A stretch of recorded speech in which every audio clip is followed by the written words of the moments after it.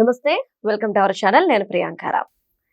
24 గంటలు తిరిగేలోపు కేసీఆర్ గారు సిట్ విచారణకి హాజరు కావాలి. అంటే రేపు మధ్యాహ్నం 3 గంటల సమయంలో మరి ఫోన్ ట్యాపింగ్ జరిగిందా లేదా? బీఆర్ఎస్ వాళ్ళు అసలు ఇది జరగలేదు, కక్షపూరితంగా వ్యవహరిస్తున్నారు, ఎలక్షన్ల కోసమే అని చెప్పేసి అన్నారు. ఒకవేళ అసలు జరగకపోతే హరీష్ రావు, కేటీఆర్, తర్వాత సంతోష్ రావు, ఇప్పుడు కేసీఆర్ గారు వీళ్ళందరినీ ఎందుకు విచారిస్తారు? కొంతమంది నిజాన్ని ఒప్పుకున్న వాళ్ళు కూడా ఉన్నారు. మరి ఇంత జరుగుతున్నా ఇంకా ఏ కేసు లేదు, అసలు ఇదంతా జరగలేదు అన్న మాటలు మనం ఎలా నమ్మాలి? ఇలాంటి ప్రశ్నలు ఉత్పన్నమవుతున్నాయి. మరి దీని గురించి ఈరోజు డిస్కస్ చేద్దాం. మనతో మాట్లాడడానికి సీనియర్ జర్నలిస్ట్ సిఎస్ రావు గారు ఉన్నారు. ఆయన అడిగి తెలుసుకుందాం. నమస్కారం సార్. అంటే జస్ట్ 2 days బ్యాక్ మనం ఒక వీడియో చేసాం సార్ మన కాంబినేషన్ లోనే. సంతోష్ రావు గారు సిట్ విచారణకి వెళ్ళి వచ్చారు అంటే కవిత చేసిన కామెంట్స్ చూస్తే కేసీఆర్ గారు నెక్స్ట్ విచారణ ఎదుర్కోక తప్పదు అని. ఎగ్జాక్ట్ గా మీరు చేసిన వీడియో మధ్యాహ్నం చేస్తే ఈవినింగ్ కి సిట్ నోటీసులు ఇచ్చింది. ఇప్పుడు ఆయన నేను రాలేను అని చెప్పినప్పటికీ కూడాను Feb 1st ఖచ్చితంగా మీరు విచారణకి హాజరు కావాల్సిందే అని సిట్ ఖరాఖండిగా చెప్తూ డేట్ అలానే ప్లేస్ కూడా డిసైడ్ చేసేసింది. అంటే ఏం జరుగుతుంది అసలు? ఆదివారం ఏం జరుగుతుంది, మరి కొన్ని గంటల్లో ఏం జరుగుతుంది అనేది అందరూ ఆసక్తిగా చూస్తున్నారు. ఇప్పుడు ఒక సినిమా షో లాగా అందరూ ఎదురు చూస్తున్నారు. ఎందుకనంటే హార్వర్డ్ యూనివర్సిటీకి వెళ్ళి 21st century పొలిటికల్ రీసెర్చ్ చేసి సర్టిఫికేట్ అందుకొని తెలంగాణ ముఖ్యమంత్రి ఇవాళ దిగుతాడు సాయంత్రానికి. అవును, రేవంత్ రెడ్డి గారు. సో రేపు ఏం జరగబోతుంది అనేది అందరూ కొంచెం ఆసక్తిగా చూస్తున్నారు. Very simple. రేపు ఏం జరుగుతుంది అని అంటే చివరి క్షణంలోనైనా కోర్టు నుంచి అనుమతి తీసుకొని కేసీఆర్ గారు ఈ విచారణ నుంచి స్కిప్ అయ్యేటువంటి అవకాశం ఉందనేది ఒకటి వినిపిస్తుంది. ఎందుకంటే హైకోర్టుకి దీని మీద నోటీసులు అందుకున్నారు, నోటీసులు ఇచ్చారు. నోటీసులు ఇచ్చి ఆదివారం 3 గంటలకి ఆయన్ని హాజరు కమ్మున్నారు. కానీ నేను హాజరు కాలేను, మీరే ఫామ్ హౌస్ రండి అని చెప్తే రిక్వెస్ట్ చేస్తే కుదరదు అని చెప్తే లాస్ట్కి మధ్య మార్గంగా నందీనగర్లో ఉండేటువంటి ఆయన ఇంటి దగ్గరికి వచ్చి సిట్ విచారించడానికి అంగీకరించింది. సో నందీనగర్కి ఆయన వస్తారు. ఫామ్ హౌస్ నుంచి నందీనగర్కి వస్తే నందీనగర్లో ఆయన్ని సిట్ విచారిస్తుంది. ఇప్పటి వరకు అఫీషియల్ న్యూస్ ఇది. అయితే నందీనగర్ రమ్మని చెప్పినటువంటి కేసీఆర్ గారు ఆ నోటీసుల్లో ఉండేటువంటి కొన్ని లూప్ హోల్స్ని బేస్ చేసుకొని హైకోర్టుకి వెళ్ళి ఈ విచారణ నుంచి ఆయన్ని తొలగించాలి. అంటే ఇప్పుడు కేసీఆర్ గారు ఎలా తీసుకున్నారంటే జగన్మోహన్ రెడ్డి గారు వ్యక్తిగత హాజరు నుంచి నాకు ఉపశమనం కల్పించండి అని చెప్పేసి కోర్టులో పిటిషన్ వేస్తే వ్యక్తిగత హాజరు నుంచి మినహాయింపు పొందారు. దాన్ని బేస్ చేసుకొని ఇప్పుడు వ్యక్తిగత హాజరు నుంచి నన్ను మినహాయించండి అని చెప్పేసి పిటిషన్ వేస్తున్నారు హైకోర్టులో. ఓకే, కేసీఆర్ గారు అంటే వెళ్ళరు విచారణకి. అదే చెప్పేది, చివరి నిమిషంలో ట్విస్ట్ జరిగే అవకాశం ఉంది అని చెప్తున్నాను. వ్యక్తిగత హాజరు నుంచి నాకు మినహాయింపు ఇవ్వండి అని చెప్పేసి ఆయన పిటిషన్ వేయబోతున్నారు హైకోర్టులో. నాకు తెలిసినంత వరకు ఇంకా ఇప్పుడు ఇవాళ వేసే అవకాశం ఉంది. మనం వీడియో చేసే సమయానికి వేయటానికి ప్రయత్నం చేస్తున్నారు, నాకున్న ఇన్ఫర్మేషన్. సో కాబట్టి పిటిషన్ వేస్తారు. పిటిషన్ వేసినప్పుడు హైకోర్టులో ఏముంటుంది, ఒక సీఎం, మాజీ సీఎం, ఇప్పుడు అంటే మాజీ సీఎం, అప్పుడు సీఎంగా ఉన్నప్పుడు జగన్మోహన్ రెడ్డి గారు వ్యక్తిగత హాజరు నుంచి మినహాయింపు తీసుకొచ్చుకున్నారు సిబిఐ కోర్టులో. సీఎం పదవి పోయింది. సీఎం పదవి పోయినా కానీ వ్యక్తిగత హాజరు కొనసాగుతుంది. వ్యక్తిగత హాజరు నుంచి మినహాయింపు అనేది కొనసాగుతుంది ఆయనకి.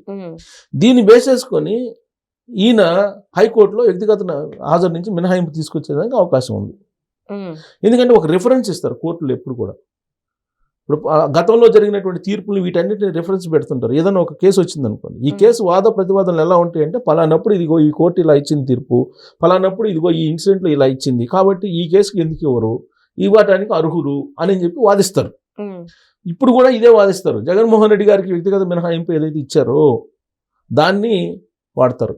ఎందుకు వ్యక్తిగత మినహాయింపు ఇచ్చారు జగన్మోహన్ రెడ్డి గారికి అని అంటే, జగన్మోహన్ రెడ్డి గారు ఏం చెప్పారు దాంట్లో పిటిషన్లో, నేను వ్యక్తిగత హాజరు కావాలి అని అంటే ఖర్చుతో కూడుకున్నటువంటి వ్యవహారం, భద్రతతో కూడుకున్న వ్యవహారం అని చెప్పారు. చెప్తే కోర్టు ఓకే, వ్యక్తిగత హాజరుకి రమ్మంటే కనుక, ప్రతి శుక్రవారం రమ్మంటే కనుక ఆయనకి భద్రత కల్పించాలి, ప్లస్ ఆయన రావడానికి ఖర్చులు అవుతున్నాయి అని చెప్పి, అప్పుడు ప్రభుత్వం ఉంది కాబట్టి ప్రభుత్వ ఖర్చులు అవుతాయి అని చెప్పి మినహాయింపు ఇచ్చారు. సీఎంగా ఉన్నారు కాబట్టి ఎక్కడికి పోతారులే అనుకున్నారు.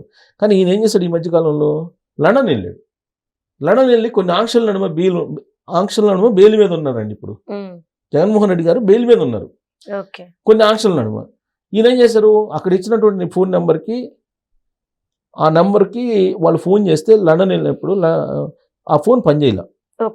దాంతో ఇప్పుడు ఎప్పుడు ఫోన్ చేసినప్పుడు అందుబాటులో ఉండాలి కదా, ఎక్కడికి పోయారని చెప్పి చెప్పాలి కోర్టుకి, చెప్పాలి ఖచ్చితంగా. కానీ ఫోన్ నెంబర్ పనిచేయాల. దాంతో సిబిఐ వాళ్ళు ఫోన్ నెంబర్ ఇచ్చిన నెంబర్ పనిచేయట్లేదని చెప్పి పిటిషన్ వేస్తే, మీరు లండన్ నుంచి రాగానే ఇమీడియట్గా కోర్టులో హాజరు కాండి అని చెప్తే ఈ మధ్యకాలంలో హాజరయ్యారు జగన్మోహన్ రెడ్డి. హాజరు ఎట్టయ్యారు? బెంగళూరు నుంచి ప్రత్యేకమైన ఫ్లైట్లో బేగంపేటలో దిగారు. బేగంపేట నుంచి సిబిఐ కోర్టుకి పెద్ద ఎత్తున ర్యాలీ చేశారు. అంటే ఎందుకు చేశారు ర్యాలీ? నేను హాజరైతే ఇంతమంది ర్యాలీ అవుతారు, లా అండ్ ఆర్డర్ ప్రాబ్లం వస్తుంది అని చెప్పి కోర్టుకి చెప్పడానికి. అందుకని కోర్టు ఏం చేసింది? సరే ఈయన వచ్చినప్పుడు ఈ గొడవ అంత ఎందుకు, వ్యక్తిగత హాజరు నుంచి మినహాయింపు ఇచ్చేసారు. వాళ్ళు అడ్వకేట్ ఎట్లా హాజరవుతారు కదా అని చెప్పి వ్యక్తిగతంగా హాజరు నుంచి మినహాయింపు ఇచ్చారు. సేమ్ అలానే ఇప్పుడు కేసీఆర్ గారు ఫామ్ హౌస్ నుంచి నందీనగర్ వచ్చే సమయంలో డెఫినెట్గా ఒక పెద్ద ర్యాలీ జరుగుతుంది. అంటే ఇప్పటికే మొత్తం రోడ్ల మీదకి వచ్చి మొన్న పాడి కౌశిక్ రెడ్డి కావచ్చు, ఇతర నాయకులు కావచ్చు వచ్చేసారు. డెఫినెట్గా వస్తారు.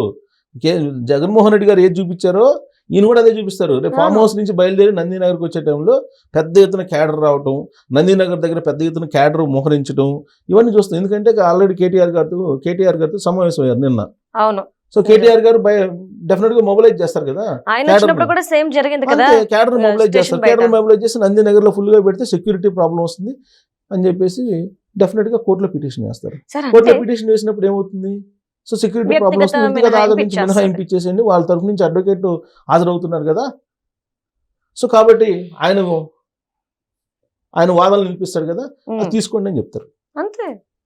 ఇదే జరిగే అవకాశం ఉంది, ఇది జరగడానికి అవకాశం ఉంది. నేను అందుకే సీక్వెన్స్ చెప్తుంది. జగన్మోహన్ రెడ్డి గారు ఏదైతే ఫాలో అయ్యారో కేసీఆర్ గారు కూడా అదే ఫాలో అయ్యే అవకాశం ఉంది. ఇప్పుడు హైకోర్టులో పిటిషన్ వేయబోతున్నారు. అంటే జగన్మోహన్ రెడ్డి గారు, కేసీఆర్ గారు ప్రాణ స్నేహితులు ఇద్దరు కూడా ఒకే రకంగా చేస్తున్నారు. అయితే వీళ్ళు చేశాక ఈయన చేస్తారు, లేదా ఈయన చేశాక వాళ్ళు చేస్తారు.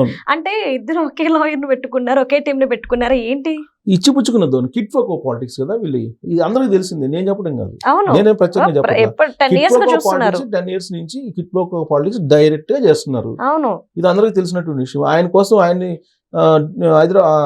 ఇక్కడ హైదరాబాద్ లో ఆయన ఆస్తులు ఉన్నాయి, జగన్మోహన్ రెడ్డి గారి ఆస్తులు. కేసీఆర్ గారు ఏది చెప్తే అది వింటారు. సో కేసీఆర్ గారికి అక్కడ ఆయన ఉండటం అవసరం. ఎందుకంటే చంద్రబాబు నాయుడు గారు ఉంటే కనుక అక్కడ డెవలప్ చేస్తారు. ఆ కాంపిటీషన్లో మనం వెనకబడతామని భయం. అందుకే అమరావతి ప్రాజెక్ట్ కూలిపోయింది, మనం బాగున్నాం అని చెప్పి అనేక సార్లు చెప్పారు కేసీఆర్ గారు. నేనేం చేశాను అని చెప్పి చెప్పుకోవాలి, కానీ కేసీఆర్ గారు అమరావతి ప్రాజెక్టు కూలిపోయింది, మనం బాగున్నాం అని చెప్పి అన్నారంటే కుట్ర కాదా అది? జనరల్ గా అర్థమవుతుంది కదా ఎవరికైనా. సో కేసీఆర్ గారు ఏంటి ఇప్పుడు? కేసీఆర్ గారు ఇప్పుడు ఈ కేసుల నుంచి ఎట్ట బయటపడాలంటే ఆల్రెడీ జగన్మోహన్ రెడ్డి గారి కేసు ఉంది కదా, రోల్ మోడల్, దాన్ని చూపిస్తారు. దాన్ని చూపించి వ్యక్తిగత హాజరు నుంచి మినహాయింపు పొందారనుకోండి, అవుట్ ఈ కేసు. జగన్మోహన్ రెడ్డి గారిది కేసు ఉంది, ప్రతి శుక్రవారం కేసు నడుస్తుంది, కానీ ఆయన హాజరు గారు ఎవరు హాజరవుతారు, వాయిదాలు వేసుకుని వెళ్ళిపోతుంటారు. ఈ కేసు కూడా ఉంది, ఫోన్ ట్యాపింగ్ కేసు. కాకపోతే ఇక్కడ జడ్జి కనుక కుదరదు, మీరు వ్యక్తిగతంగా హాజరు కావాల్సిందే.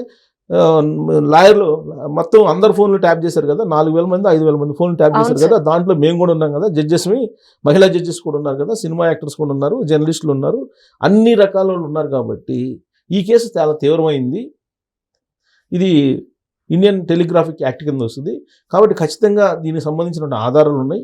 ఇప్పటికే అనేక మందిని విచారించాం. ఎస్ఐబికి సంబంధించి ప్రభాకర్ చీఫ్, ఆయన్ని, రాధాకృష్ణరావుని, వీళ్ళందరినీ విచారించాం.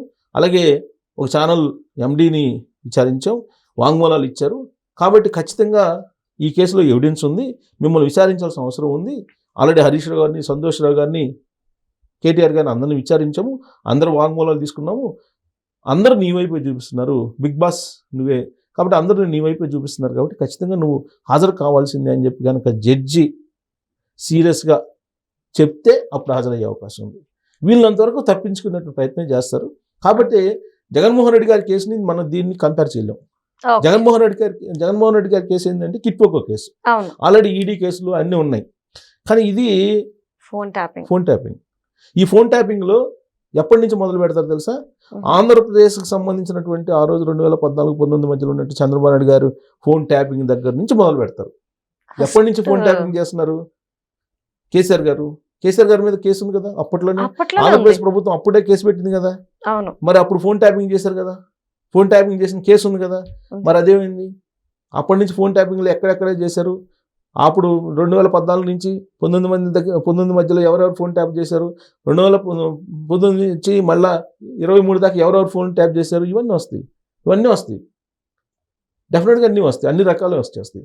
వచ్చినప్పుడు మీకు అంతకుముందు రేవంత్ రెడ్డి గారు అన్నారు కదా ఓటుకు నోటు కేసు సందర్భంగా, నువ్వు చంద్రబాబు నాయుడు గారు కాదు నన్ను దాటుకోబోవాలి కదా, నువ్వు చంద్రబాబు నాయుడు గారు టచ్ చేయాలంటే నువ్వు నన్ను దాటుకోబో అని చెప్పి అన్నారు కదా.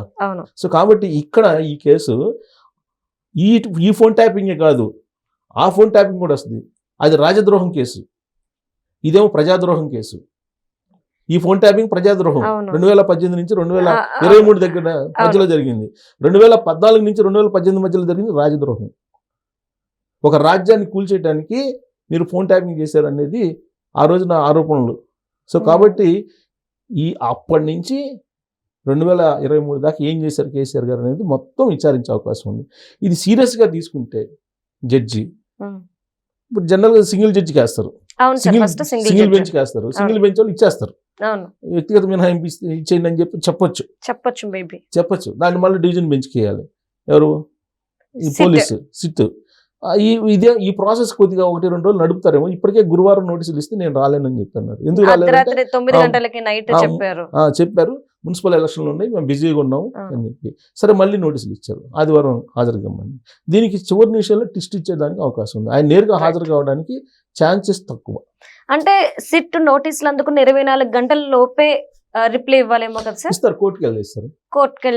వన్స్ కోర్టులో అడ్మిట్ అయింది అనుకోండి case, it is under judiciary. So కాబట్టి ఆ ఉపశమనం పొందడానికి ప్రయత్నం చేస్తారు. కాబట్టి జడ్జి కనుక సీరియస్గా దీన్ని మా ఫోన్ కూడా ట్యాప్ చేసావు కదా నువ్వు అని చెప్పి కనుక సీరియస్ అయితే అప్పుడు హాజరు కావాల్సింది. హాజరైతే ఆ రోజు నుంచి చంద్రబాబు నాయుడు గారు ఫోన్ ట్యాప్ చేసిన ఆంధ్రప్రదేశ్ ప్రభుత్వ ఫోన్లు ట్యాప్ చేసిన దగ్గర నుంచి ఇవాళ మొత్తం వస్తుంది. Right. Thank you so much sir.